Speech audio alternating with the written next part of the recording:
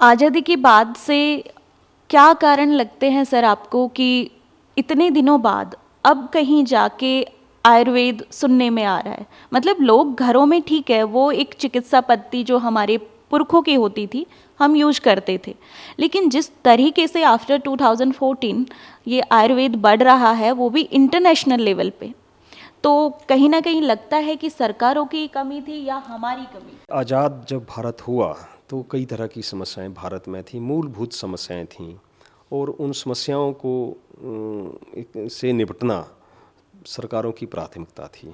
उस समय अन्न की कमी थी देश में, कृषि उत्पाद बहुत कम थे, गरीबी थी, शिक्षा की व्यवस्था पूरी नहीं थी।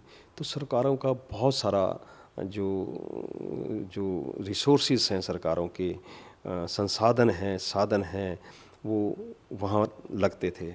और धीरे धीरे हम शिक्षा के क्षेत्र में बहुत आगे बढ़े। ऐसे ही कृषि के, जब हमारी ग्रीन रेवोल्यूशन आई और ग्रीन रेवोल्यूशन कृषि पे हम जब दूसरों पे निर्भर थे, आज हम अपने आत्मनिर्भर लगभग कृषि पे हो गए हैं। चाहे वो दलहन हो, चाहे खाद्यान्न हो, उन पे हम सारे आत्मनिर्भर हो गए हैं। तो सरकारों का हमेशा प्रयास आम जन का ये कल्याण करना रहा है।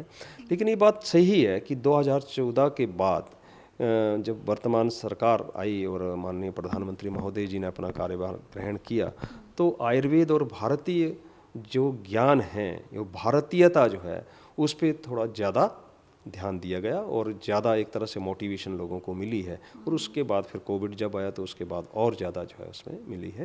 तो निश्चित रूप से आयुर्वेद आगे बढ़ रहा है और भारत सरकार का उसमें पूरा योगदान है।